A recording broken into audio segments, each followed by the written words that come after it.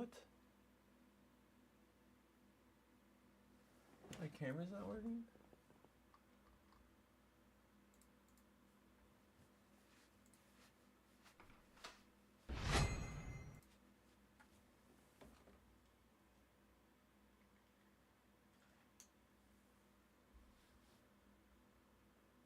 Hey, there we go.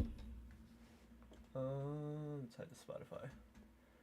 All right, welcome to the Golden Hour. A little weird start there, but we'll be all right. I didn't want to move all my setup as well, so we're here. We're hanging out. We're gonna go through week 6. We're gonna look at the games of week 7. I'm gonna try to speed this up so we don't miss any NFL kickoffs. Here we do have a game going on right now, but it looks like the Rams are kind of destroying Jacksonville. We will talk about that here in a second.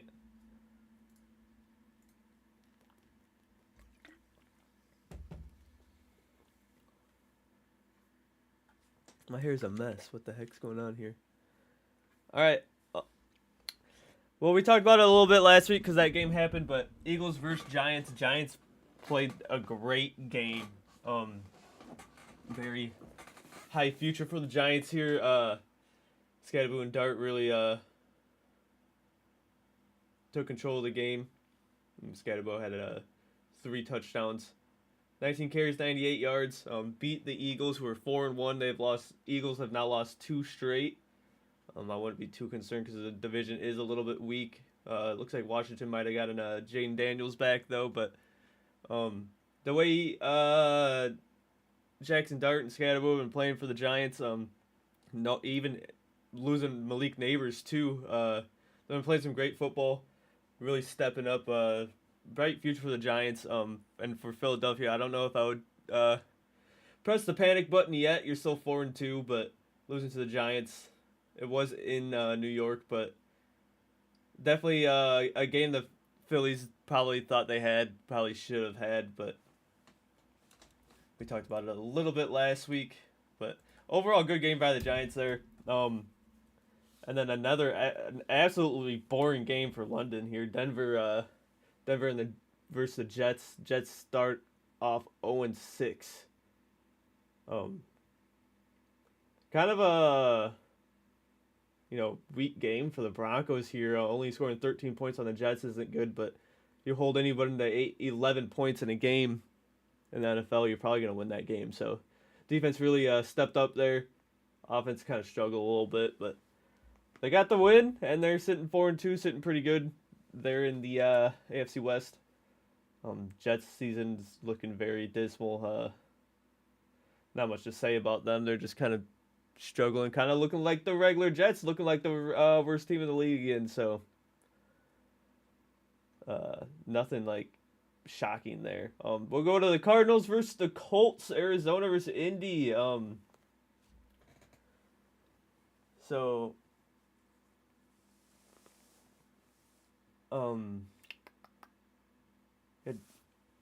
Daniel Jones starting off 5-1 in his on his second team with the Colts here. They win 31-27. Pretty close game. Arizona was actually leading after the third quarter, but Colts scored 14 points, held the Cardinals to 3 points in the fourth, took the game away. No Murray for Arizona. It was Jacoby Brissett, and actually played pretty good. 27 for 44, 320 yards, 2 touchdowns. That's a pretty solid outcome for Jacoby Brissett. Cardinals are, they're struggling a little bit, but at least the backups, playing decent. You're staying in games, you're just losing them. Towards the end there, you need to stay focused because you had the Colts beat, and the Colts are pretty good, and they're at home, so pretty good showing for Cardinals. I'm pretty sure that they covered their spread as well, so interesting to see them moving forward. The West is looking like the Rams are going to dominate now because San Francisco's pretty injured. But I think they play Sunday night, so we'll see how good they look. I think Christian McCaffrey's still there, but they might have gotten Deebo Samuel. Well, Deebo Samuel's in Washington. I'm an idiot. We got some notes. Back-to-back interceptions from Daniels and Brissett, but Indy get a tutty out of it. Daniels get a rushing touchdown, his fourth of the year, which is kind of crazy for Daniel Jones. I keep calling him Daniels, but um, Arizona has a lot of injuries. Marvin Harrison got hurt. They fought back and took the lead in the third, 23-17, and then ended up losing 27-14. So you got to hold on to those late leads, especially when you're injured. You have a backup quarterback and you're beating one of the better teams in the NFL.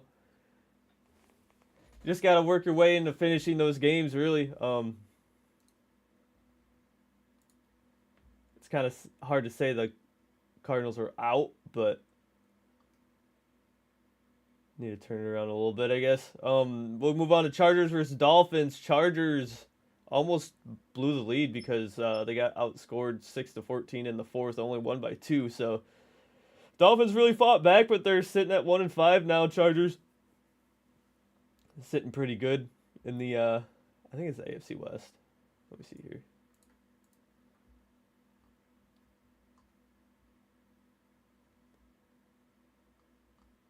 Yeah, and the AFC West is looking pretty competitive. The Vegas Raiders are sitting 2-4, but KC's sitting 3-3. You're staying ahead of them.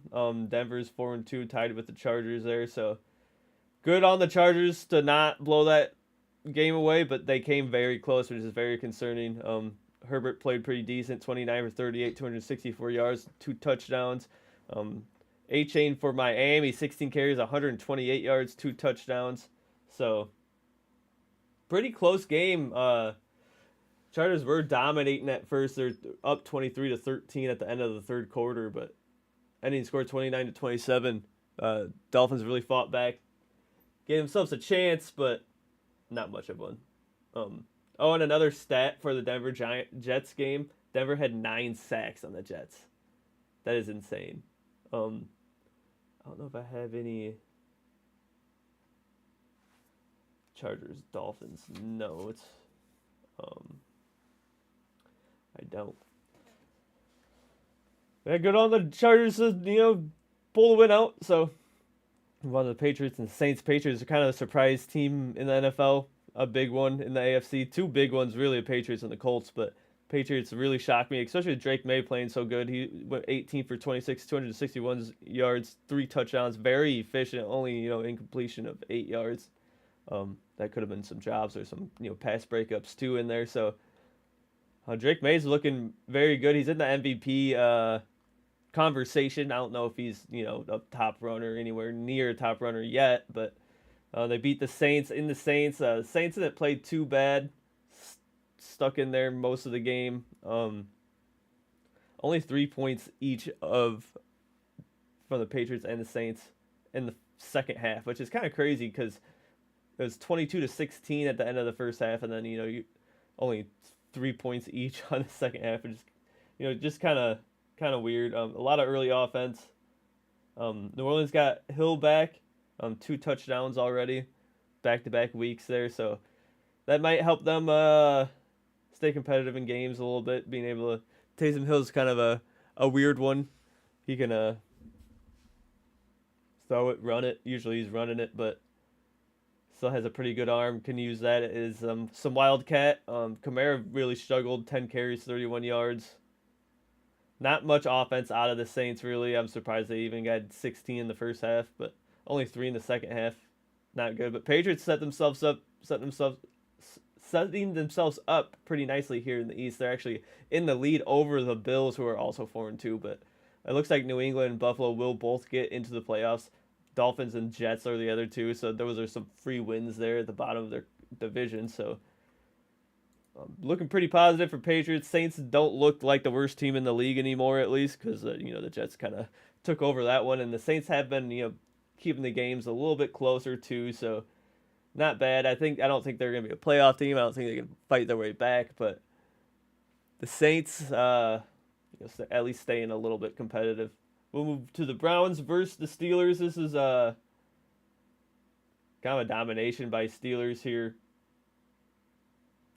Low-scoring defensive game.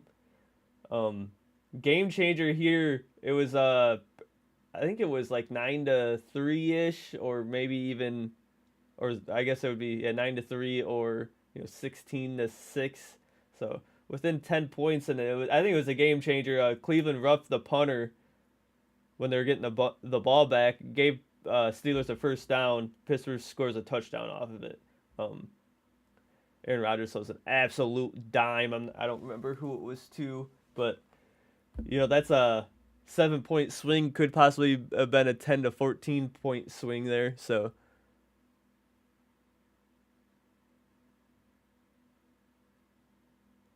I would definitely, if I was the Jets, I wouldn't know if I would necessarily throw, but it's not looking very positive. They gotta get some changes. A head coach can only do so much when you have a roster like the Jets. First round pick will help, even if you trade away that first round pick to get some better, or just even more picks to try to improve. But you got Justin Fields running for his life.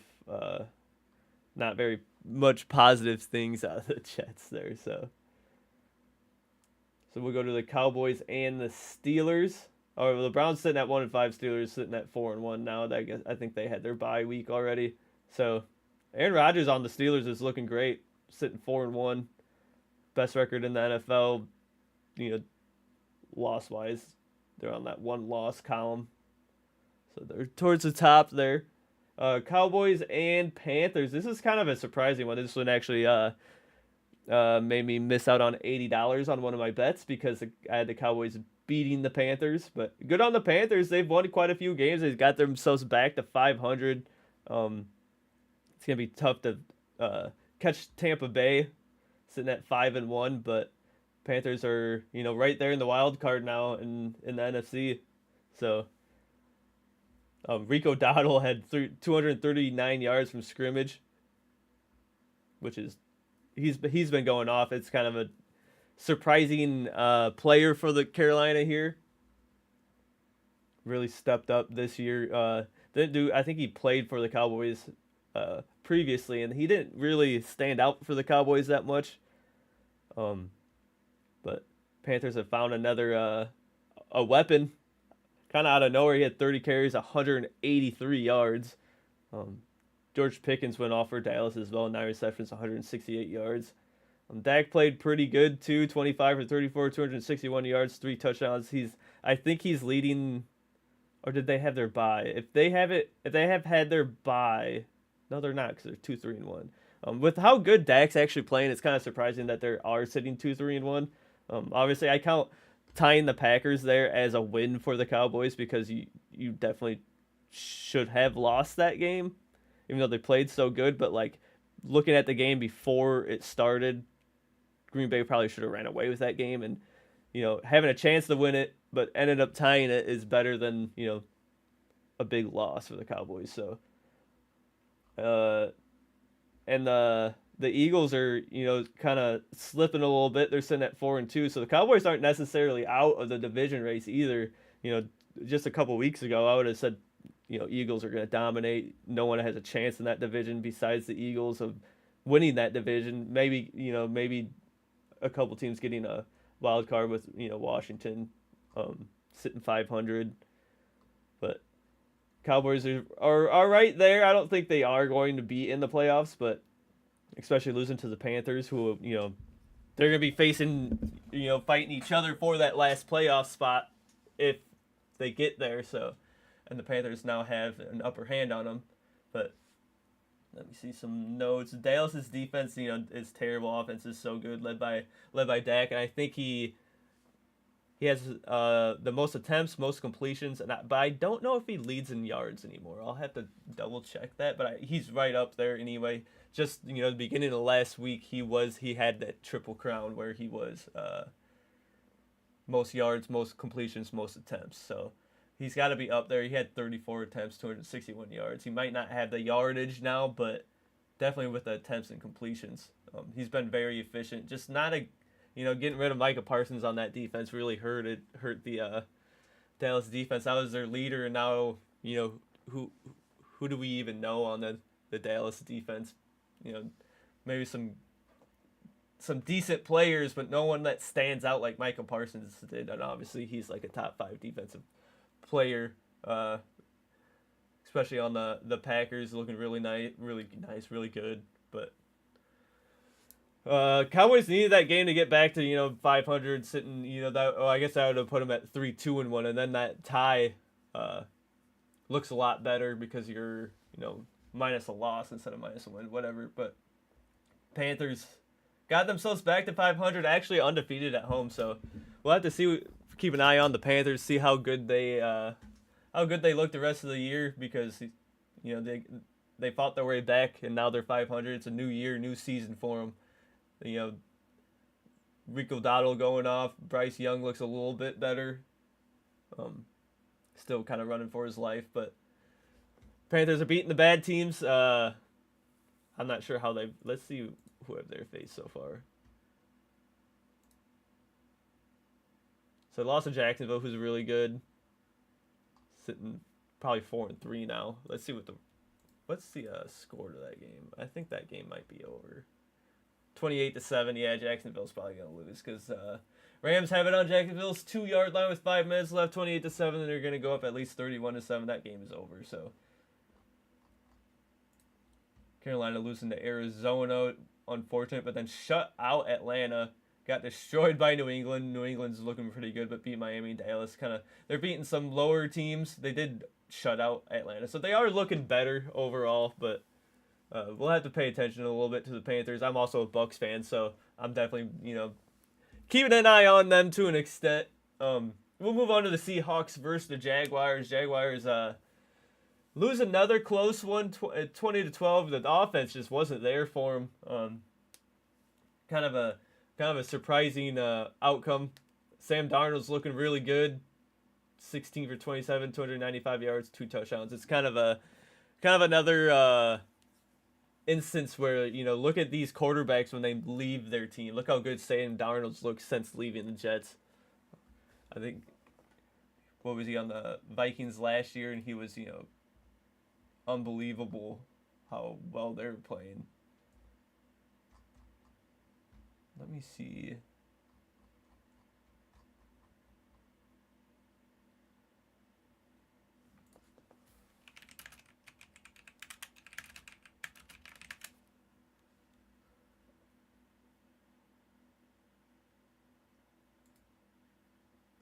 Oh, he went to the Panthers. Okay. So he went to the Panthers, backed up 49ers. Now then he played one season with the Vikings, went off, and now, he's kind of turned around his career a little bit. So after leaving the Jets, it's kind of the, trend of when these quarterbacks leave their bad teams.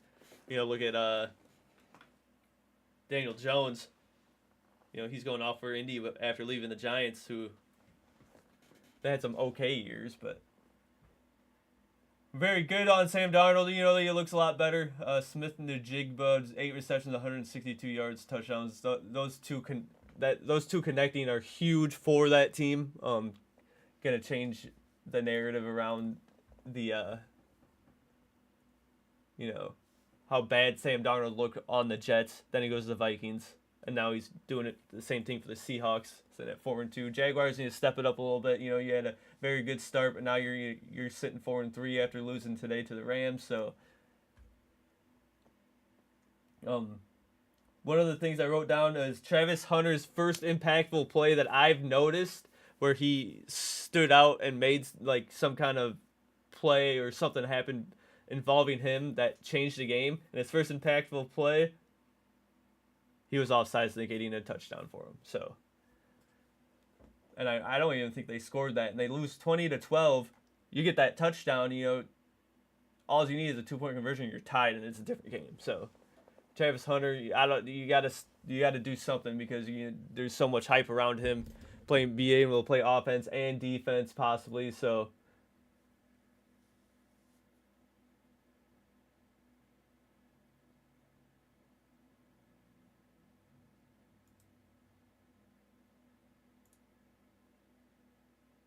yeah, I'm removing that. I'm not watching whatever HD channel you're talking about. Rams versus Ravens. We'll move on to that. Ravens obviously, just getting destroyed by Injuries here. Derrick Henry can only do so much. He did 24 carries, 122 yards. Definitely not bad. I'm surprised the Rams only scored 17 points on this injured Ravens defense. Is a really defensive game overall, but Puka Nacua got hurt. The backup running back or Callum got hurt. So a lot of injuries for the Rams. That kind of explains why they didn't score as much as they could have. But Baltimore had 3 turnovers. Middle of the third. Flowers, no fumbles in career. 2 fumbles in the first 12 minutes of the second half. They put in Huntley. Just a disaster of a season so far for the Ravens. No Lamar Jackson will do that to you. Got to find a way to win some games so when Lamar Jackson does come back, you're not so far behind that you're already out of it. So, move on to the Titans versus the Raiders. Not a very exciting game. It was 10-0 at half. Final score 20-10. Titans still struggling a little bit. Cam Ward, got a little bit going. He had 38 attempts though. 26 for 38, 222 yards and a touchdown. Not awful, but Raiders really shut down Titans offense, who really hasn't really been there all year. This was a winnable game for the Titans too, facing the Raiders, but Raiders do have some good defensive players. You still got Max Crosby, who I think might be the best defensive player in the league. He's just an absolute animal. It's hard to stop. He's getting double teamed and still running through people. Devin White's a pretty decent linebacker. Came from the Bucks. Won the Super Bowl with the Bucks. So they got a pretty good defensive core. I don't think they're gonna make the playoffs though, so they can get a some good picks. Draft correctly the next season. Maybe get some extra key players in from free agency, and you have a team. You got Ginty. He's not doing bad. 23 carries, 75 yards, and a touchdown. But overall, I don't think obviously the Titans aren't gonna make the playoffs. So I don't think the Raiders can fight their way back either. But this was definitely a game for the Titans to win. Facing a kind of a weaker team, but 20-10 is the outcome. Titans are probably bottom 3 team in the league still, unfortunately. Cam Ward hasn't stood out to me at all too much, but it's hard when he's running for his life too. But we'll move on to the Bengals versus the Packers. This is actually kind of a closer game than I expected. Packers shut them out first half, 10-0, but Bengals scored 18 points here in the second half. Unfortunately for the Bengals, they also gave up 17 points in the fourth quarter. So if you don't give up that much in the fourth quarter, if you only give up a touchdown, 7 points, you win that game 18-17. So no Joe Burrow still. They went and got Joe Flacco, who actually beat the Packers while he was on the Browns just a few weeks ago, which is just kind of crazy. If he would have done it again with a different team. Especially a different Ohio team too. It's kind of crazy. Josh Jacobs, stepped it up a little bit. 18 carries, 93 yards, 2 touchdowns, pretty good. Jordan Love, very efficient. 19 for 26, 259 is a touchdown. So, Packers did what they should have. Scored 27 points on a pretty weak team, especially decimated by injuries. I'm surprised they gave up 18 points here in the second half after shutting them out first half, but they must have made some adjustments. Saw something and stepped it up. So Packers sitting 3-1-1. You got that tie against Dallas, which is I count that as a loss for Green Bay because you should have won that game, and you would be sitting 4-1 now. Best record in the league. They had their bye, so they're down a week for a win for a week because they didn't play. So not too much to talk about. Green Bay dominated most of the game. It was a lot closer than most expected, but they still got the job done. Stepped it up in the fourth quarter to get 17 points there. So we'll move on to the Bucks versus the 49ers. Bucks have the best record in the league now, 5-1. Baker Mayfield playing like an MVP, but they were playing a very injured 49ers team. And after the first half, it was 16-20. Still a pretty close game for the 49ers with how injured they are. Unfortunately, Fortunately they get George Kittle back this week, but unfortunately Fred Warner got hurt in that game. I'm not sure the extent of his injury, but 49ers getting hit by the injury bug and still sitting 4-2 is pretty impressive. But they have to keep winning games because the Rams are looking really good. They just won today. Is that game over? 35-7. Yeah, so that game is over. So Rams are going to be in the lead in the NFC West there. 49ers, still staying competitive while they're so injured. Wait until they could, they start getting healthier. Going to be a team to watch for. But the key for the 49ers is to stay, ahead on the win column. You don't want to fall too far back before you get your key players back. So, Mac Jones, though, 27 of 39, 347 yards, but 2 interceptions. Kind of the game changer there with those 2 interceptions. So, Bourne for wide receiver for San Francisco, 5 receptions, 142 yards. He went off, just not enough. Bucks are getting a couple players back. I think they're getting Mike Evans and Igbuka back. So with how injured the Bucks were, they played a pretty good game. They were playing with 5th, 6th, 7th string wide receivers, their 2nd string running back, a couple injuries on the defense and the offensive line. So sitting 5-1 with the amount of injuries to the key players. Chris Godwin's been hurt, Mike Evans has been hurt for a couple weeks. Igbuka got hurt for about a game and a half. So with all those injuries to the offense and still putting up 30 points is pretty impressive. Wait until they get Bucky Irving, Igbuka, Evans, and Godwin all on the field at the same time. That's gonna be a crazy offense with Baker Mayfield running that show. So I'm excited to see how they look when those injuries come back, but I still think we're a couple weeks away for that. Lions versus Chiefs. This is a big one for the Chiefs. Lions have now lost to the Chiefs and the Packers, so the 2 losses for the Lions aren't huge losses. They're losing to good teams, but I think there are 2 teams that the Lions should have beaten. Still sitting, I think, first place in the North, but the North is, I think the worst team in the North are the Bears, who are sitting 500 now, or even 3-2 possibly.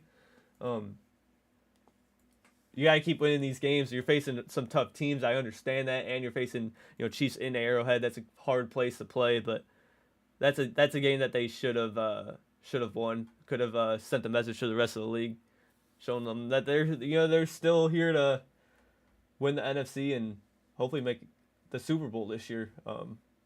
And I have them in the Super Bowl this year. I still think they are the best team in the NFC. We'll find out today, or actually tomorrow, with the Lions facing the Bucks. Probably the 2 top teams in the NFC so far. So Patrick Mahomes had a pretty good game. 22 for 30, 257 yards, 3 touchdowns. Travis Kelce, probably his best game of the year so far. 6 receptions for 78 yards. Not bad. Not regular, Kelce numbers. Usually there's a few touchdowns in there, but good on the Chiefs. Had what were they, 0-2 to start the year, and now you're sitting 3-3. New season, and you obviously have Patrick Mahomes. You can win any game at that point. So good on the Chiefs. Lions aren't in too big of a hole. Probably the upset of the week here, Monday Night Football, Bills versus the Falcons. Falcons win. That's 2 straight Bills losses. Bills only scoring 14 points is very concerning. I wouldn't hit the panic button right now, but you did just lose to the Falcons. You gave up, you still gave up 24 points, which isn't a bad amount to give up, especially with the Bills' offense. But when you're only scoring 14 and you have all the offensive firepower in the world on the Bills and only scoring 14 against the Falcons, is pretty concerning. But good on the Falcons. They're over 500 now, 3-2. Michael Penix looked pretty good, 20 for 32, 250 yards, a touchdown. Bijan Robinson, that's their carry. That's their Christian McCaffrey type player. 19 carries, 170 yards, and a touchdown. Drake London really stepped it up, 10 receptions, 158 yards, and a touchdown. This is how the Falcons thought their offense should look beginning of the year. They have a lot of weapons. Drake London, Kyle Pitts, Bijan Robinson. Have a really good offense, and the defense isn't bad either. The defense just stopped Bills for 14 points, which is unbelievable. So Falcons can keep this up. They still have a shot in the South. I think as a Bucs fan, that's the one team that I was concerned with at the beginning of the year was how good are the Falcons going to be because that's going to be their only competition. The Carolina is starting to step it up a little bit. Saints don't have a chance, so I'm paying attention to the Falcons a lot. And them beating the Bills, I have the Bills winning the Super Bowl, so the Falcons beating the Bills. I know it is. It wasn't in Atlanta, but it's still a surprising result. So we'll have to pay attention to how the Bills rebound and if the Falcons can keep scoring points and keep adding W's to that column. So we'll move on to the final game of Week 6. Bears versus Commanders. Bears, I think they won off of a last-second field goal, which the Commanders beat them with a last-second Hail Mary last year. Bears should have been won back-to-back against the Commanders now. Commanders still struggling, not looking as good as they were last year. I know Jaden Daniels has been out for quite a bit, quite a few weeks, but Bears scored points in every single quarter. That really helps. Their offense is looking a lot better. Caleb Williams is still looking a little bit shaky, but there's times where he looks really good as well. So, 17 for 29, 252 yards and a touchdown is a pretty positive result for Caleb Williams. If you can do that every week, the Bears have a chance with their defense and the way they like to use up the clock with running the football. 14 carries by Swift, 108 yards. He had 2 receptions, 67 yards for a touchdown. So pretty positive on the Bears. They're finally over 500. They could easily be 4-1. You don't blow that Monday Night Football lead Week 1 against the Vikings. You're sitting 4-1, and you're looking pretty positive, especially in a very competitive North. So we'll move on to Week 7. What's up, Jackal? Kyler Murray is out versus the Packers. I don't think he played last week either. So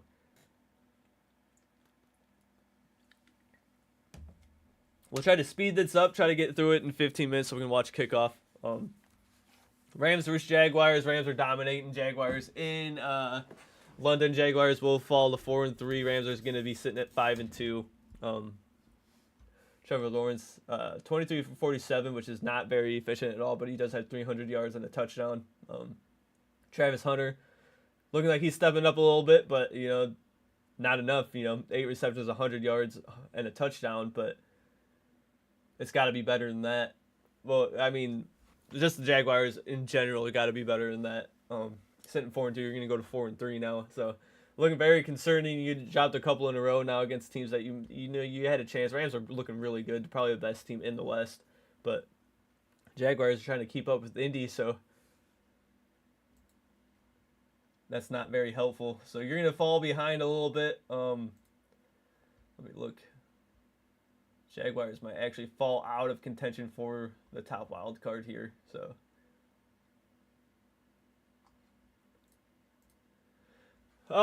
Saints versus the Bears. It is going to be in Chicago. Bears should go 4-2 in this one. Saints do have a chance, though. Saints have a pretty decent offense. They've been playing a little bit better, staying in more games. And Bears, this could be like a trap game for the Bears. The Bears are really potent to losing the teams that they shouldn't. So, this would be a statement win for the Bears, sitting to go 4-2. Sitting pretty positive, almost halfway through the season. It's about a third of the way through the season. At through Week 6, this is Week 7, so you could be sitting at 4-2. Already had your bye, so but Saints, you gotta have this game, or you can't go 1-6 and think you have a chance at the wild card. So I did think the Saints were the worst team in the league just a few weeks ago, and the Jets kind of took over control of that one. So. But a game that Bears should win. It might be a lot closer than people want, but this is another next game. Dolphins versus Browns, battle of the weakest teams in the league, bottom 5 teams. I think the Browns should win this. They are playing in Cleveland. I think Browns are overall better. I want to say Browns should be better, but Dolphins offense has a bunch of weapons. Tua, A-Chain, Waddle. I don't remember if they still have Tyreek or not. I think they have Tyreek. I'm not 100% sure, but just because I haven't paid much attention to the Dolphins because they're really struggling. So whatever team loses this game is going to go 1-6. Their season's over. Their season might be over anyway, even sitting 2-5. So battle of some weak teams. I don't want to talk about them too much, especially when we're trying to speed it up a little bit. We'll go on to the Patriots versus the Titans. Patriots should run away with this one. It is in Tennessee, but Tennessee's really struggling. Probably bottom 2 or 3 team. But it could be a statement win. But Patriots need this, go to 5-2, stay ahead of the Bills, or stay in contention with the Bills. It's gonna be tough to take the division over them. So Patriots can't be losing to a 1-5 team. But Drake May, looking pretty good. Only he's got 1,500 yards, 10 touchdowns, 2 interceptions. So being pretty efficient. I wouldn't see the Patriots struggling in that game. So we'll move on to the Raiders and Chiefs. Kind of the same thing. Chiefs should run away with this, but it could be a statement win for the Raiders. They'll go into Arrowhead, beat the Chiefs, and then get back to 3-4. You're giving yourself a chance at that wild card. But the Chiefs can't fall to 3-4. They fought their way back to 500 finally, and you don't want to throw that away. So Chiefs should run away with that one. They're at home. 12.5 point favorite, which is kind of crazy. But we'll move on to the next game. Eagles versus Vikings. This is a good one. Two higher end teams in the NFC. It is in Minnesota as well. And the Eagles, I think they've lost 2 straight now. They lost to Denver and they lost to the Giants. So I would say if I was an Eagles fan, if the Eagles lose this game, I would maybe start hitting that panic button a little bit. Not a huge deal if they do lose it, because they're sitting 4-3, kind of a weaker defense or weaker division, but Washington's coming back a little bit,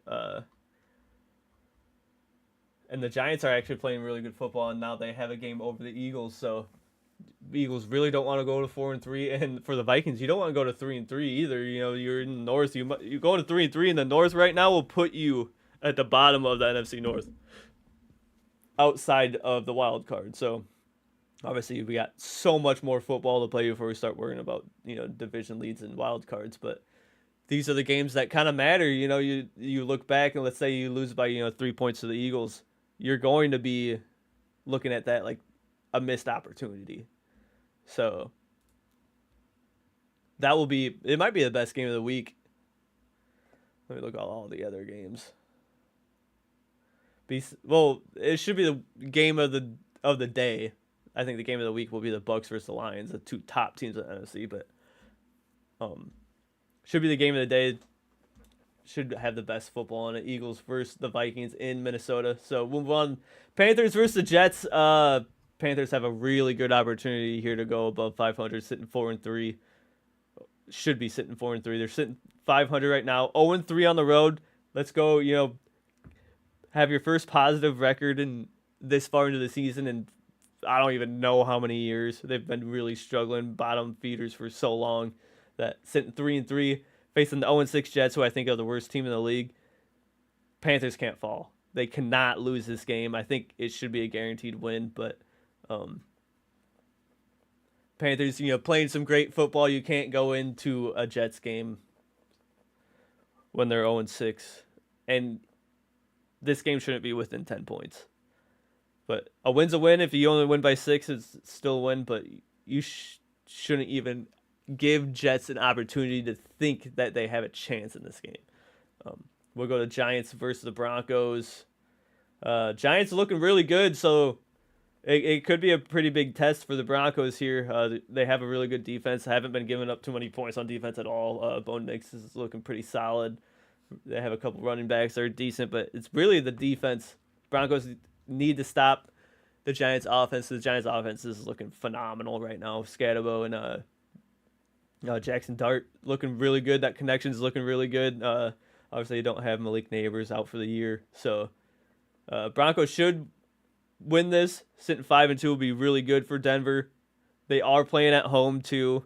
but you can't let the Giants come in and beat you. And if the Giants come in and win this game, that's huge momentum for the Giants. You just beat the Eagles, you just beat the Broncos, sitting 3-4, just a game away from 500. You could be right there in the wild card, even the division, if Washington, Dallas, and Philadelphia start slipping a little bit, which is another huge game for Philadelphia versus versus the Vikings, because if they're sitting 4-3, Giants come in, beat the Broncos, looking really good, 3-4. They're only a game away, and they have the upper hand over Philadelphia. So I would really hit the panic button for Philadelphia if Philadelphia loses and the Giants win this game. So that'll be an entertaining game there for the 3 o'clock window. It looks like they have 4 games. The next game would be Colts versus the Chargers, 2 top teams in the AFC. This is I didn't even see this one. It might be the game of the day besides Minnesota and Vikings. So 2 top teams. I don't know. Are the Chargers in the lead? The Chargers are in the lead. So 2 division leaders here. One sitting 4-2, one sitting 5-1. It is in LA, so Chargers should have the upper hand. But Colts, it's hard to say the Colts shouldn't win this game because how good they've looked. Daniel Jones is looking incredible. You got Jonathan Taylor. Almost at over halfway to 1,000 yards. And still got about 10 games left. So he's playing phenomenal football. Daniel Jones is playing phenomenal football. But so are the Chargers. Should be a really close game. That'll be an entertaining one to watch. If the Colts can go 6-1, they might seal up the division early with the way Jacksonville's trending right now. But Chargers need this win to stay competitive in that division because they're hot on their heels. You got Denver and Kansas City, so don't want to slip. Obviously, you're facing the Colts. Losing to the Colts isn't signs for hitting the panic button as well. Colts are looking phenomenal. So, but if you beat the Colts, 5-1 Colts, probably I think they are the top seed in the AFC. Let me look. Yeah, Colts are the top seed in the AFC. So, should be a really good game. We'll move on to the Commanders versus the Cowboys. Inter-division game. Cowboys can go 3-1, get back to 500. Obviously, you got that tie, but you're playing in Dallas against a pretty good Commanders team.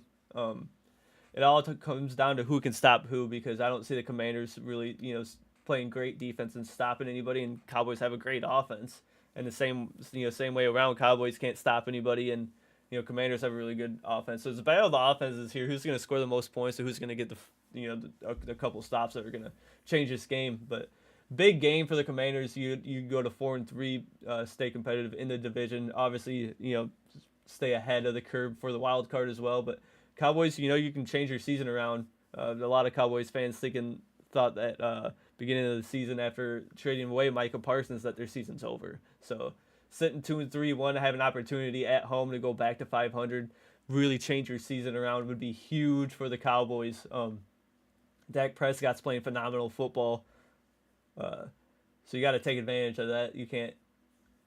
If you sit 2-4-1 after this week, it's gonna be tough to claw your way back up. You just clawed your way back up.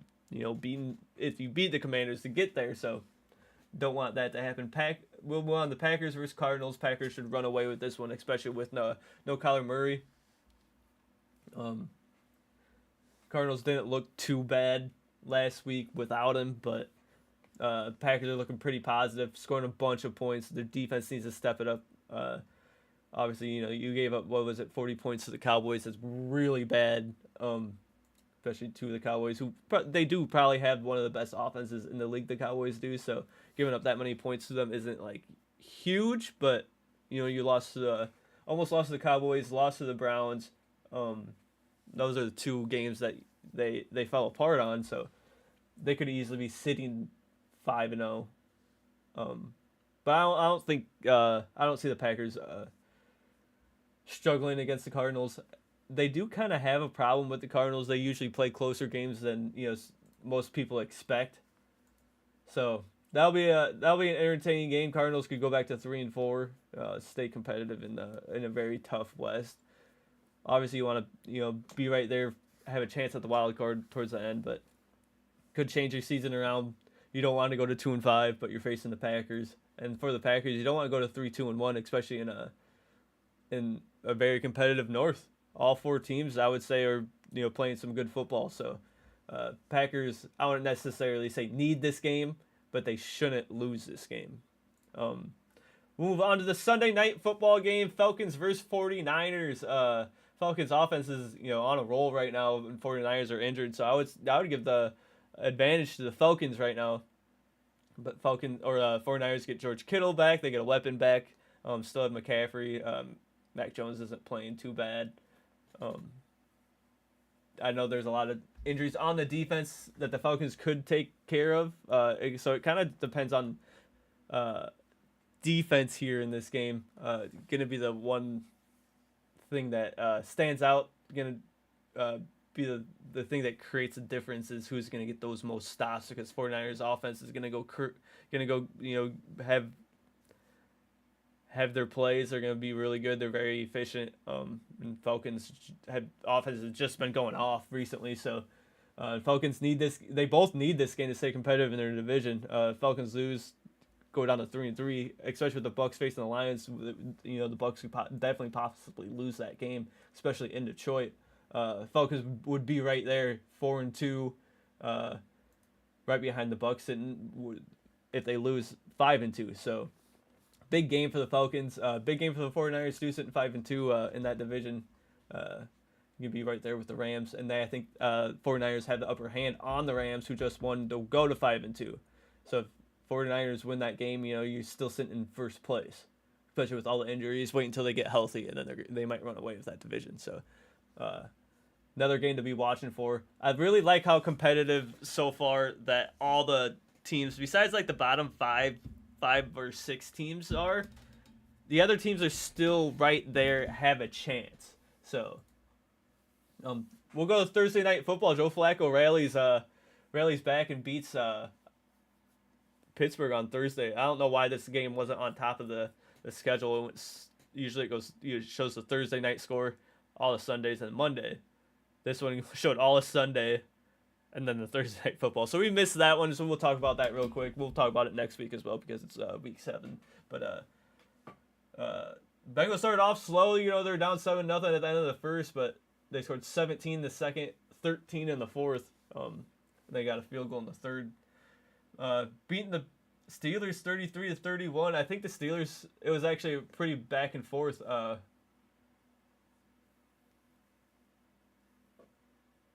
Joe Flacco beats another good team. He beat Green Bay with the Browns, and now he's beating Aaron Rodgers and the Steelers with the Bengals. So, Jamar Chase, 16 receptions for 161 yards and a touchdown. If you're facing Jamar Chase in fantasy this week, I'm sorry, because that's like a 40 to mid-40s bomb. Like, he went off. It was actually a really good game. I wasn't going to watch because I thought Steelers were going to run away with it, and Bengals ended up winning. So I watched the end of it. It was a really good game to watch. We'll move on to the Monday Night Football game. It looks like kickoff just happened. So we'll try to get through these games pretty quick. One game, I'm going to talk about the one game that's probably the game of the week last. So we'll go out to the Texans Seahawks. This is the last, the second game of the Monday night games. But Seahawks looking really good. Their only losses have been to some really good teams. Sam Darnold looking pretty positive. 1,500 yards, 11 touchdowns, 3 interceptions. He's been really efficient. Smith-Njigba is definitely his favorite target, deservingly, and he's looking really positive. I think Seahawks should, win this game. It's also another team, in the West. If they win, 49ers win, Rams already won, there could be 3 teams sitting 5-2 in the West, which is ridiculous. But definitely the best NFC division, because if you take away, obviously they got the Cardinals, who are struggling a little bit. They do face the Packers today too, so I think that's going to be another loss for them. But the top 3 in that division could easily be the top 3 in the NFC. Obviously you got the Packers, the Bucks, and Philadelphia is still in the NFC, but having 3 teams sitting 5-2 in one division is insane. Kind of reminiscent of NFC North of last year. Who NFC North is still very competitive as well. Hold on.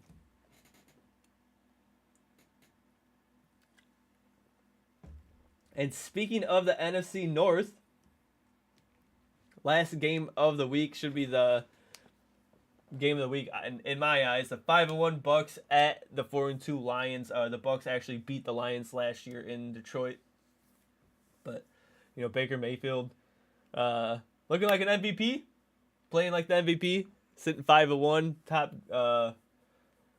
top record in the NFL right now. Obviously, if you go down to 5-2, you lose this game to the Lions. Lions go up to 5-2, and then there might be 4 or 5 other teams in the NFC sitting 5-2. So, if the Bucks want to stay above everyone in the NFL, they need to win this game. It's gonna be tough to beat the Lions in Detroit. Lions aren't looking too bad either. Still top team. I have them winning the NFC and losing to the Bills in the Super Bowl. So, should be a very close game, especially in Detroit. No Chris Godwin. We're missing a couple, no Bucky Irving, and a couple people on defense. I didn't look how injured the Lions are, but I think they're a little bit less injured than the Bucks right now.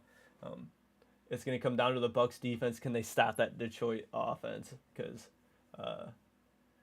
Detroit's defense is going to slow down the Bucks offense. They are good, very good defense. So Bucks are sitting 3-0 away, and Lions are sitting 2-0 at home. So one of those records are going to be changed. Obviously, going to get their first loss on the road for the Bucks, their first loss for the Lions at home. If the Bucks can pull this one off, they should kind of confirm that they might be the best team in the league, or at least record wise should be the best team in the NFC.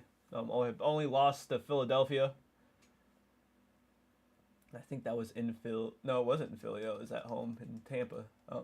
That was a somewhat close game, but Lions need this game to stay competitive. The Bucks don't really need to win this game to win their division. Division's kind of looking weak, but Falcons hot on their heels. Carolina's hot on their heels. I don't think either of those teams are gonna make a huge run and take over the division from the Bucks because of how good they look. So should be game of the week. Gonna be watching that one. Hopefully, I want it to be a close game. I want to see a really good game. But yeah, should be close.